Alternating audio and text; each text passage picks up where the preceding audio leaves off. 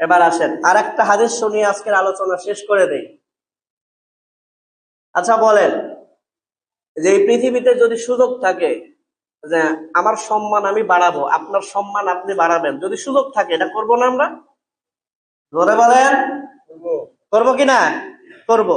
যে আমার সম্মান বেড়ে যাবে, আমি তো এটা করার জন্য মরিয়া হয়ে যাব। আপনার সম্মান বাড়বে, আপনিও তো ওই কাজটা করার জন্য মরিয়া হয়ে যাবেন, তাই না? এবং পাশাপাশি যদি এমন হয় যে আপনার জীবনের গুনাহ ওই একটা কাজের দ্বারা আল্লাহ মাফ করে দিবেন, সুবহানাল্লাহ, কাজটা করবেন না? সবাই বলেন, করবেন কিনা? আমি জানাই দিব যে যেই কাজে আপনার মর্যাদা বাড়বে, আপনার গুনাহ মাফ হবে, আমি জানাই দিব।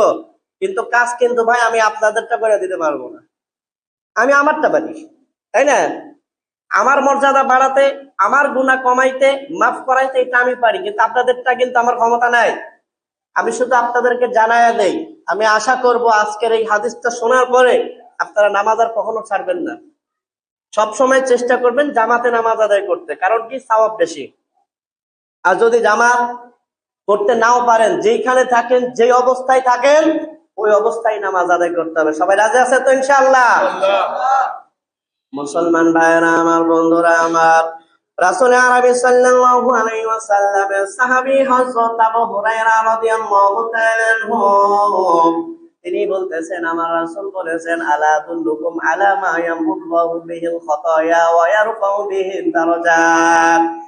আমার নবী রাসূল আরবি সাল্লাল্লাহু আলাইহি ওয়াসাল্লাম সাহাবাদের সামনে একবার বললেন, সাহাবারা রে, আমি কি তোমাদেরকে এমন বিষয় আমি জানাই দেব না, আমি কি তোমাদেরকে এই বিষয় সম্পর্কে জানাই দেব না, যে কাজটা করলে তোমার মর্যাদা বেড়ে যাবে এবং তোমার যত গুনাহ আছে ওই গুনাহগুলো সব মাফ হয়ে যাবে।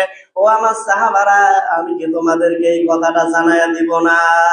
আমার নবী এইভাবে কথা বলে বলে সাহাবাদের আকর্ষণ তৈরি করতেন। এই জন্য বিভিন্ন হাদিসে এইরকম ভাষা পাওয়া যাবে। আমার নবী রাসূল আরবি সাল্লাল্লাহু আলাইহি ওয়াসাল্লাম এমন ভাবে কথা বলতেন, সাহাবাদের আগ্রহ তৈরি হয়ে যাইত। আল্লাহর নবীর সাহাবী হযরত আবু হুরায়রা রাদিয়াল্লাহু তাআলা আনহু বলেন, ক্বালু বালা ইয়া রাসূলুল্লাহ। আল্লাহর নবীর সাহাবারা আল্লাহর নবীকে বললেন, ইয়া রাসূলুল্লাহ, অবশ্যই অবশ্যই আপনি আমাদেরকে এমন বিষয় জানিয়ে দিবেন যে বিষয়ের কারণে আমাদের মর্যাদা বেড়ে যাবে, আমাদের গুনাহগুলো মাফ হয়ে যাবে। নবী, আপনি অবশ্যই অবশ্যই আমাদেরকে এই বিষয়টা জানিয়ে দেবেন।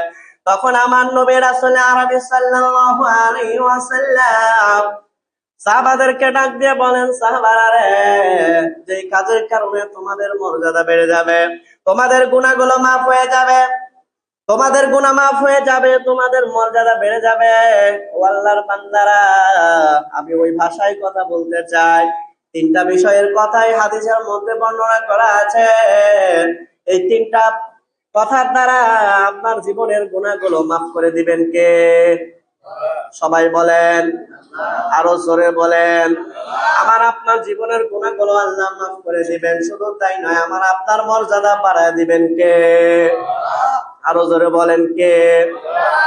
রাসূল আরবি সাল্লাল্লাহু আলাইহি ওয়াসাল্লাম বলেন, সাহাবারা, কাসরাতুল খুতা ইলাল মাসাজিদ। আমার নবী রাসূল আরবি সাল্লাল্লাহু আলাইহি ওয়াসাল্লাম ডাক দিয়ে বলেন, সাহাবারা রে, যেই কাজের কারণে তোমাদের মর্যাদা বাড়বে, যেই কাজের কারণে তোমাদের পাপগুলো মাফ হয়ে যাবে, তার একটা নাম্বার হলো মসজিদের দিকে বেশি বেশি পা ফেলা। সুবহানাল্লাহ। মসজিদের দিকে বেশি বেশি পা ফেলা তার মানে হলো আপনি মসজিদের দিকে নামাজ আদায়ের উদ্দেশ্য নিয়ে দিনে আসবেন কয়বার? ধরে বলেন, দিনে আসতে হবে 5 বার। হারাম এবং মাকরুহ সময় ছাড়া আপনি মসজিদে এসে নফল নামাজ পড়তেও পারেন, এখানেও কোনো বাধা নাই। কারণ আপনি যতবার মসজিদের দিকে নামাজ আদায় করার জন্য আসবেন, আপনার পা কিন্তু মসজিদের দিকেই বেশি চলবে। কথা বলেন ঠিক কিনা? আজকে যারা এসেছে না, যারা পুরো সপ্তাহ 5 ওয়াক্ত নামাজ আদায় করে, 5 ওয়াক্ত নামাজ যারা আদায় করেছে, তারা মসজিদের উদ্দেশ্যে পা বেশি ফেলেছে। কথা বলেন ঠিক কিনা? 2 নাম্বার, আমার নবী যে কথাটা বললেন, ওয়াইনতিদারুস সালাতি বাদাস সালাহ। আমার নবী রাসূল আরবি সাল্লাল্লাহু আলাইহি ওয়াসাল্লাম বলেন, সাহাবারা রে, যে কাজের কারণে তোমাদের মর্যাদা বাড়বে, তোমাদের গুনাহগুলো ঝরে যাবে, আমার নবী বলেন তার মধ্যে আরেকটা হলো, একটা নামাজ যখন শেষ হয়ে গিয়েছে তোমার মনের ভিতরে ব্যাকুলতা আসা দরকার, আসরের নামাজের সময় কেন হয় না? আসরের নামাজ শেষ করেছো, তোমার মনের ভিতর ব্যাকুলতা আসা দরকার, মাগরিবের সময় কেন হয় না? মাগরিবের নামাজ শেষ করেছো, তোমার ভিতর ব্যাকুলতা আসতে হবে, এশার সময় কেন হয় না? আল্লাহু আকবার।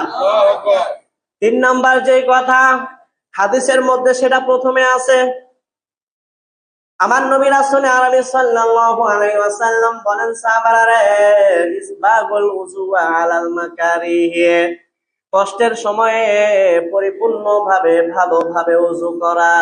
সুবহানাল্লাহ। মুসলমান ভাইরা আমার, বন্ধুরা আমার, এই যে শীতের সময়, কিছুদিন পরে শীত কিন্তু আরো বেশি পড়বে, শীতের মাত্রা আরো বেড়ে যাবে। শীত যত পড়বে পানি কিন্তু ঠান্ডা তত বেশি হবে। ওই ঠান্ডা পানি যখন, ট্যাপের পানি যখন হাতের উপরে পড়ে, শীতের সময় মাঝে মাঝে এমন মনে হয় হাত যেন খুলে পড়ে যাচ্ছে। কথা বলেন ঠিক কিনা? এই সময়ে পানি ধরা কিন্তু খুবই কঠিন, ওই সময় ওযু করা কিন্তু খুবই কঠিন। কিন্তু সারা বিশ্বের মানুষ শীতের কাছেও হার মেনে যায়। কিন্তু আল্লাহর যারা মুত্তাকি বান্দা, যারা আল্লাহর নামাজি বান্দা, যারা আল্লাহর মাহবুব বান্দা, ওই সমস্ত বান্দাদের কাছে শীতের প্রচন্ডতা এবং ঠান্ডা পানি হার মেনে যায়। কথা বলেন ঠিক কিনা? তাহলে আল্লাহ রাসূল বললেন যে তিনটা কাজ করলে মর্যাদাও বাড়বে, গুনাহও মাফ হবে। সেগুলো কি? কষ্টের সময়, ঠান্ডার সময় খুব ভালোভাবে ধীরে সুস্থে সুন্দর করে পরিপূর্ণভাবে ওযু করা, মসজিদের দিকে বেশি বেশি পা ফেলা অর্থাৎ নামাজ বেশি পড়া, ওয়াইন্তিদারুস সালাতি বাদাস সালাহ, এবং এক নামাজ শেষ হয়েছে আরেক নামাজের জন্য মনের ভিতরে একটা আকাঙ্ক্ষা তৈরি হওয়া, অপেক্ষা করা। আল্লাহ রাসূল বলেন যে বান্দা, তোমরা যখন এই কাজগুলা করবা তখন তোমাদের মর্যাদা বাড়াই দিবেন কে? এবং তোমাদের গুনাহগুলো মাফ করে দিবেন কে? তাহলে আজকের পর থেকে নামাজ আর ছাড়া যাবে? যেখানে থাকেন, যে অবস্থায় থাকেন, জামাতে পড়তে না পারেন একা পড়েন, বাড়ি থেকে বের হইতে না পারলেন স্ত্রী পুত্র কন্যা নিয়ে জামাত করে আনে যে ইমাম হয়ে পড়েন, কিন্তু নামাজ ছাড়ার কোনো সুযোগ নাই। আল্লাহ তাআলা আমাদের সবাইকে আমল করার তৌফিক